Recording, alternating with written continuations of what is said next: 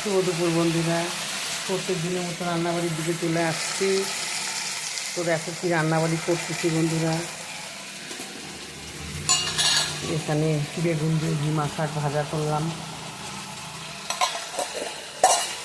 আর এখানে ইঁচড়ের তরকারি মাংসের মতন করে করছি বন্ধুরা।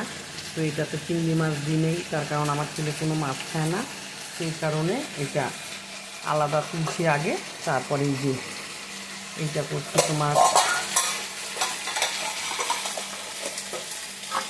চিংড়ি মাছ দিয়ে। এই দেখো এটার মধ্যে চিংড়ি মাছ দিয়ে দিচ্ছি, এটা চিংড়ি মাছ দিয়ে করছি। আর কালকে এই যে চিংড়ি মাছ দিয়ে এটা করছি, এটা আমরা খাবো, আর ছেলের জন্য এইটা আলাদা করছি।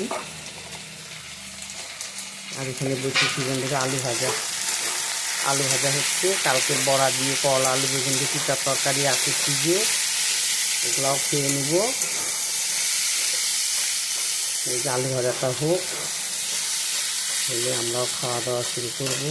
আর এদিকে বন্ধুরা টমেটো পুরাচ্ছি। এই দেখো রুটির ছেঁকার যে জালিটা এর মধ্যে দিয়ে গ্যাসের পুরো উনান তো নাই, এইগুলো পুড়িয়ে তবে কাঁচা লঙ্কা পেঁয়াজ কুচি লঙ্কা দিয়ে কাঁচা তেল দিয়ে মাখা করলে দারুণ লাগে খেতে। এই দেখো এইভাবে পুরাচ্ছি, তোমরা কীভাবে পুরাও জানি না বন্ধুরা, আমি এইভাবে পুরাই। এক পাঁচটা পুড়ে গেলে একবারে হয়ে যাচ্ছে। এই টমেটোটা একটু দাগ হয়েছে, কেটে ফেলে দিলাম, পরে ঘুরিয়ে এই পাঁচটা দিব।